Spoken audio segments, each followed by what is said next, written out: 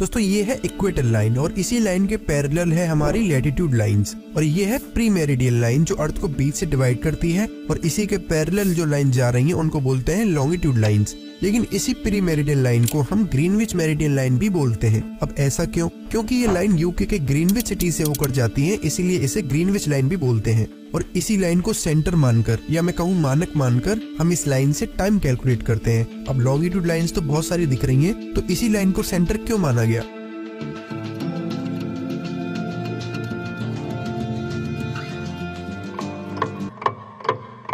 1884 Washington DC में एक meeting होती है जिसमें ये डिसाइड किया जाता है कि ये जो लाइन ग्रीनविच जा रही है इसी को सेंटर मानकर अब से टाइम कैलकुलेट होगा। क्योंकि उस टाइम पर जब कोई ट्रेन या शिप एक जगह से दूसरी जगह जाता था तब बहुत कंफ्यूजन होती थी, और क्योंकि ब्रिटिशर्स का राज आधी से ज्यादा दुनिया पर था इसीलिए उन्होंने यूके वाली लॉन्गिट्यूड लाइन को सेंटर माना और इस लाइन के बेसिस पर टाइम कैलकुलेट करना स्टार्ट कर दिया। GMT माइनस या GMT प्लस ऐसा साइन आपने टाइम जोन्स में देखा होगा। इस GMT की फुल फॉर्म होती है ग्रीनविच मीन टाइम जोन। चलिए अब देखते हैं कि ये टाइम एक्चुअली में कैलकुलेट कैसे होता है। आपको ये तो पता ही होगा कि एक दिन में 24 घंटे होते हैं एंड हमारी अर्थ इन 24 घंटों में अपना एक पूरा चक्कर कर लेती है, मतलब कि पूरी 360 डिग्री घूम जाती है, तभी तो एक चक्कर होगा। अब इसी को कैलकुलेट करें तो 24 घंटों में 360 डिग्री, तो एक घंटे में अर्थ 15 डिग्री रोटेट करेगी। और इसे फर्दर डिवाइड करके मिनट्स में निकालें तो एक घंटे को मिनट्स में कन्वर्ट करो, निकल के आएगा कि 4 मिनट में अर्थ 1 डिग्री रोटेट करती है। यहाँ तक तो सिंपल कैलकुलेशन थी, कुछ याद करने की जरूरत नहीं है।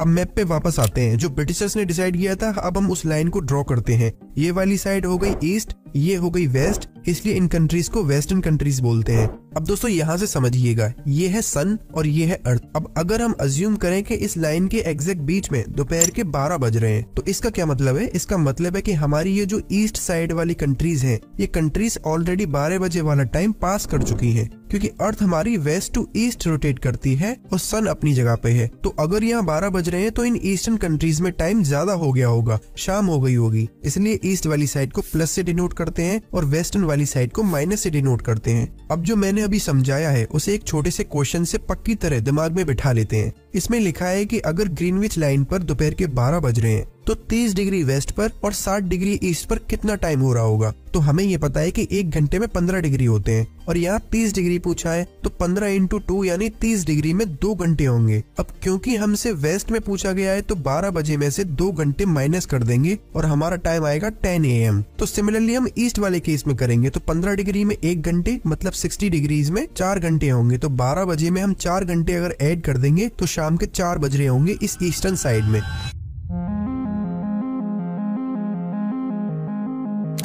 अब यहाँ पर आपको और अच्छे से समझ में आ जाएगा। इस टाइम जोन के डायग्राम को देखो, ये ईस्ट वाली साइड है इसलिए टाइम जोन्स में प्लस लिखा है और वेस्ट साइड में माइनस है। टोटल 24 घंटे होते हैं, तो 12 घंटे प्लस के इधर और 12 घंटे माइनस के इधर। ये है हमारी ग्रीनविच लाइन जो हमने सेंटर मानी थी। इस लाइन के 7.5 डिग्री राइट और 7.5 डिग्री लेफ्ट, मतलब टोटल 15 डिग्री की ये जो बेल्ट बन रही है इसी को बोलते हैं GMT यानी ग्रीनविच मीन टाइम। इसका मतलब इस बेल्ट के अंदर की जितनी भी कंट्रीज हैं, चाहे वो किसी भी पॉइंट पर हो, ये पॉइंट या ये, इन सब का टाइम सेम रहेगा। सिमिलरली जैसे ही हम 15 डिग्री ईस्ट में जाएं तो टाइम +1 हो जाएगा और 15 डिग्री जाएं तो +2 हो जाएगा। अब यहाँ इस बेल्ट पे जो जो कंट्रीज हैं उनका टाइम सेम रहेगा। अब दोस्तों कुछ कंट्रीज ऐसी भी होती हैं जो GMT टाइम जोन से आधा 1 घंटे का ऊपर नीचे टाइम जोन कर लेती हैं, एक बैलेंस बनाने के लिए। मतलब ये कुछ कंट्रीज 1 आवर वाला रूल फॉलो ना करके आधा या 1 घंटा अपने टाइम जोन में ऐड कर देती हैं ताकि उनके कंट्री का टाइम जोन एडजस्ट रहे।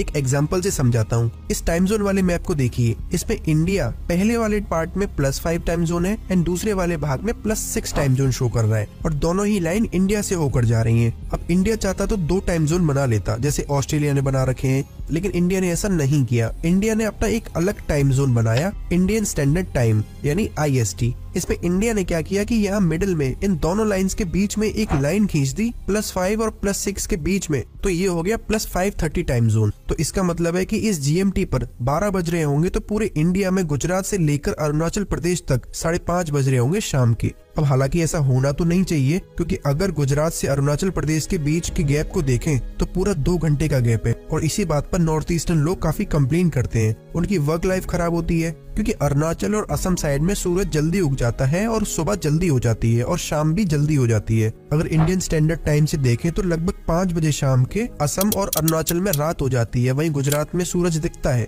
अब इंडियन गवर्नमेंट नहीं चाहती 2 टाइम जोन्स बनाना, क्योंकि 1906 से पहले इंडिया 2 टाइम जोन्स फॉलो करता था, एक था बॉम्बे टाइम जोन और दूसरा था कलकत्ता टाइम जोन। तो अंग्रेजों को बड़ी दिक्कत आती थी, बहुत कंफ्यूजन होती थी टाइमिंग्स को लेकर। फिर 1906 में एक ही टाइम जोन बना दिया गया और फिर 2006 में एक रिकमेंडेशन आई कि इंडिया में फिर से 2 टाइम जोन बना दो, लेकिन अभी तक इस पर कोई फैसला नहीं लिया गया। अब दोस्तों सेम तरीके से जैसे ये GMT लाइन ग्रीनविच से होकर जाती है, वैसे ही हमारी ये लाइन जो इंडियन स्टैंडर्ड लाइन है मिर्जापुर से होकर गुजरती है और ये लाइन 82.5 डिग्री लॉन्गिट्यूड पर है। तो दोस्तों मैं उम्मीद करता हूँ कि अगर आप कभी ऐसा टाइम जोन का मैप आगे देखेंगे तो आपको कभी कंफ्यूजन नहीं होगी और आप किसी भी कंट्री का टाइम फटाफट निकाल लोगे।